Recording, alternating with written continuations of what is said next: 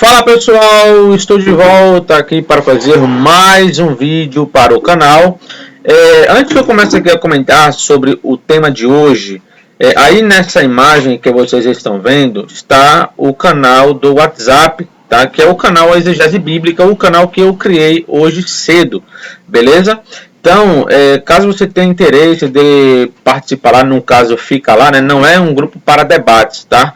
Só quem pode mandar mensagem, se não me engano, é ADM. Então eu sou o único lá, né? Então eu vou postar coisas relacionadas a exegese bíblica, contexto histórico, entre outras coisas, e algumas curiosidades de interpretação, certo? Então eu vou postar lá, e caso você queira seguir lá, está aí na descrição deste vídeo, está o link. Então você clica e já vai direto para o canal Exegese Bíblica, que é um recurso que o WhatsApp deu recentemente, beleza? E aqui nessa segunda imagem tem a página do meu Instagram, que é Exegese Bíblica. Sigam lá, que eu estou sempre postando diariamente coisas relacionadas à teologia e à exegese. Beleza, pessoal? Então vamos para o vídeo de hoje, mas claro, né? Não posso esquecer, deixe o seu like, compartilhe se você puder e quiser, e se inscreva no canal e ative também o sininho das notificações. E claro, caso você tenha interesse de estudar grego, hebraico ou fazer um curso de teologia à distância, é só falar comigo. Aqui na descrição desse vídeo está todos os meus contatos, beleza? Então vamos lá. Aqui eu tenho o texto de João, capítulo 5, versículo 4. Né? Será que esse texto ele foi adulterado ou acrescentado posteriormente, ou ele faz parte ali do texto original? Aqui eu tenho a Bíblia CNBB, certo? Ela não traz, né, o versículo 4, como vocês podem ver aí, beleza? Ela traz o versículo 3, uma parte que estava aqui do versículo 3 também não é atestado. O versículo 4 inteiro não é atestado, que é aquela famosa passagem, né, que o anjo descia e agitava as águas daquele local ali, e o pessoal que entrasse lá, eles eram curados, né? Então, a Bíblia CNBB, ela omite, né, essa passagem. Só que, aqui eu tenho a Bíblia ACF, né, e ela traz o versículo 4, certo? Que fala assim: porquanto o anjo descia em certo tempo ao tanque e agitava a água, e o primeiro que ele descia, depois do movimento da água, sarava de qualquer enfermidade que tivesse. Então, como vocês podem ver, a Bíblia ela traz esse versículo todo, né? E a CNBB ela não traz nada nesse versículo 4. Por que que isso aconteceu? Então, vamos aqui analisar algumas coisas, tá? Nessa foto aqui, eu tenho o Códex Sinaíticos, que é um manuscrito alexandrino do século IV. Né? Ele não traz o versículo 4, como vocês podem ver. Ele traz o versículo 3, traz o versículo 5, mas não traz o versículo 4. Beleza? Então, veja. Um manuscrito lá do século IV não traz essa passagem. Outro manuscrito, que é o Códex Vaticano, que é esse aqui, né, que parece a mesma foto da imagem anterior, mas não é. Vou inclusive mostrar aqui para vocês uma leve diferença, né, entre eles. Ó. Por exemplo, aqui, ó, aqui você tem essa letra, certo? No Códex Sinaíticos. Quando você coloca o Vaticano, já não tem mais, ó, certo? Aqui você tem um N, ó, um N, certo? Quando você coloca o Vaticano, você tem um S, que é um sigma. Beleza? Então você tem uma diferença. Então esse aqui é o Códex Vaticano, né? Ele também não traz o versículo de número 4, né? Ele omite completamente aí o versículo 4. Outro texto é esse aqui, que é o Códice Efraimi, lá do século V ao século VI. Ele também não traz o versículo 4, né? Ele omite o versículo inteiro, e ele fala exatamente como está no Códex Vaticano e no Códex Sinaíticos. Depois você tem o Códice de Beza, que é esse aí. Tá? Só que o Códice de Beza, ele é um pouquinho maior. Ó.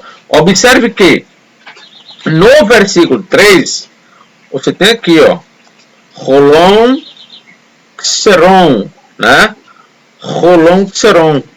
Então aqui ele para aqui. Observe essas duas palavras, tá? Quando eu coloco o Códex Beza, ele continua aqui, ó, Rolon Xeron, e aí ele continua. tá? Ele é um texto maior, né? Do versículo 3, mas o versículo 4 ele omite completamente, tá? E aí o que que você tem? Você tem esse documento aqui, né, que está na imagem também. Esse aqui, pessoal, é o papiro 66, é um dos manuscritos mais antigos do Evangelho de João. Ele data ali do século II, né, entre o século II ali, final do século II e tal, século III ou ali na metade do segundo século, tá?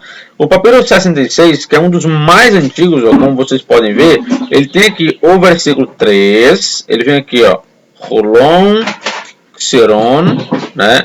E quando ele termina o versículo 3, ele pula para o versículo 5, como vocês estão vendo, tá? Então, veja, você tem o Códice Sinaítico, o Códice Vaticano, o Códice Efraimi, o Códice Beza, você tem o papiro 66. Na próxima imagem aqui, ó, é outro manuscrito lá do século 3, né, que é o papiro 75, entre o século 2 ali e o século 3. Ele traz também aqui, ó, o versículo 3, né, aqui, ó, de novo, ó, Rolon, Xeron, e pula para o versículo 5. É exatamente como fez o códice, o papiro 66, ó. Rolon, Xeron, e pula para o versículo 5.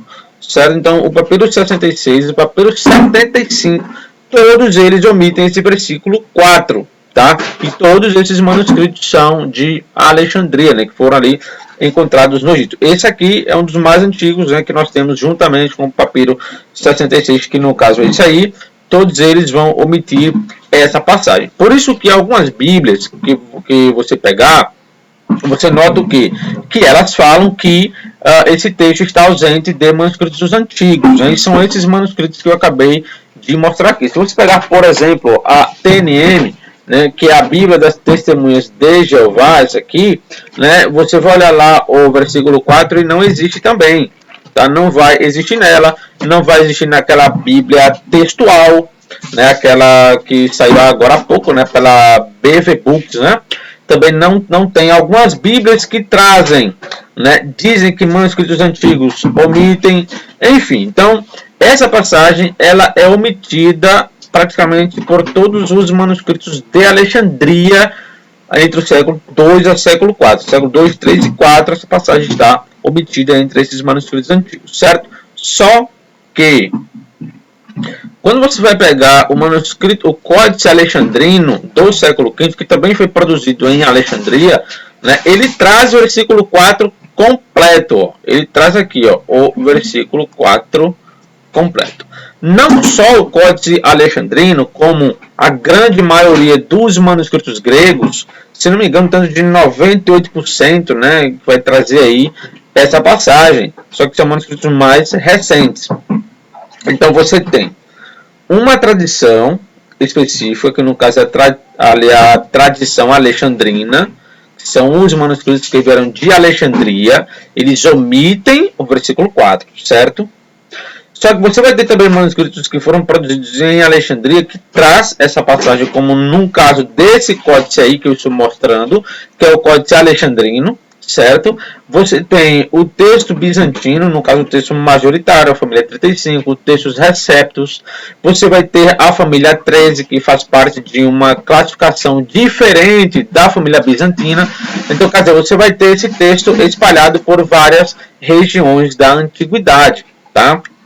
Você vai ter esse texto preservado em paz das igrejas. Eu vou até citar alguns aqui, tá? Vou mostrar até para vocês. Aqui eu peguei o aparato crítico, pessoal, da quinta edição revisada do Novo Testamento grego, né? E aqui abaixo, ó, quando ele vai aqui falar sobre as testemunhas, né, que incluem esse texto, ele diz que vários pais das igrejas trazem, né? E ele coloca aqui, ó, Crisóstomo, Cirilo, Tertuliano, Hilário, Ambrósio, certo? Vão aí colocar, eles vão trazer esses textos, né? A grande maioria dos manuscritos, incluindo a família 1 e a família 13, certo? O Códice Alexandrino, como eu citei, e outros códices, e traduções antigas, como a Vulgata, a Síria Capexita, enfim. Então, quer dizer, esse texto, ele é um texto que ele tem testemunha a favor e testemunha contra, tá? Principalmente as testemunhas egípcias, né, que são manuscritos de Alexandria, que vão omitir, esses manuscritos eles não vão ali apoiar essa passagem. Só que você tem uma gama de traduções antigas que trazem, você tem alguns pais das igrejas que conheciam esse texto, você tem manuscritos de regiões diferentes da antiguidade que vão trazer esse texto, certo? E uma coisa muito curiosa sobre esse texto é que ele fala, né, sobre o agitar das águas, certo? O anjo descia, agitava as águas e quem entrasse ali era curado. Uma questão curiosa é que no versículo 6 dessa passagem, Jesus, ele chega, né, para esse rapaz e pergunta assim, né? O texto fala assim: e Jesus, vendo este deitado e sabendo que estava neste estado havia muito tempo, disse-lhe: queres ficar são? O enfermo respondeu: Senhor, não tenho homem algum que quando a água é agitada me ponha no tanque, mas enquanto eu vou, desce outro antes de mim. Então veja, esse cara aqui, nesse versículo 7, ele descreve que o que está acontecendo nesse versículo 4 é real. Esse é um ponto curioso, o contexto, tá? Ele aqui vai dizer que a água era agitada e antes dele descer, descia um primeiro. Então, quer dizer, ele está falando que o que está acontecendo nesse versículo 4 aqui é verídico. Porque o versículo 4 fala que quando a água era agitada, o primeiro que descesse ali, depois daquele movimento, sarava de qualquer enfermidade. E ele comprova isso, porque ele estava ali há muito tempo e, consequentemente, ele viu, né, várias curas ali. Se ele viu várias curas ali, então quer dizer que as águas elas eram de fato agitadas, alguém agitava, a pessoa descia e era curado. Inclusive ele fala isso, né, para o próprio Cristo no versículo de número 7. Tudo isso leva a crer que ou esse texto ele foi omitido propositalmente, porque alguém talvez achou estranho, poxa, um anjo agitar água, né? Então ele pode soar estranho para algum escriba lá daquela época, principalmente em Alexandria. Lembrando que em Alexandria, no Egito, entre o século II e o século III e IV ali, a grande maioria das doutrinas heréticas vieram de lá, tá? Várias delas, docetismo, os valentianos, né? E vários grupos lá que Jerônimo cita, né? Bruce Metzger também fala sobre isso. Então, quer dizer, teologicamente, o Egito era confuso. A gente não sabe qual era o nível de ortodoxia que existia ali. Então, quer dizer, é uma região um pouco complicada. Então, ou alguém alterou esse texto, arrancando propositalmente, né, para mostrar que, olha, isso aqui é um texto falso e tal, né, que já que poderia soar estranho uma ideia de um anjo agitar água. Ou alguém acrescentou. Só que aí tem uma questão muito interessante, né? Quando a gente vai olhar os manuscritos gregos, né, o pessoal foca muito na questão da antiguidade. Só que um ponto que é muito importante é analisar a questão geográfica. Por quê? Imagine, você tem 4 locais distintos, né? Você tem Bizâncio, você tem Alexandria, você tem o Ocidente, você tem Cesareia. Então, quer dizer, você tem vários locais, certo? Se essas 4 tradições de manuscritos, elas trazerem um texto, é muito difícil e é muito complicado falar que esse texto foi alterado. Por quê? Porque naquela época você não tinha celular, você não tinha avião para ir para algum local, né, falar com algum escriba para ele alterar o texto da mesma forma que você alterou. Então, quer dizer, era tudo muito mais complicado. Porque se um texto está presente em uma tradição, por exemplo, no Egito, está presente em Bizâncio, quem alterou? E como é que essa alteração chegou de um local para outro?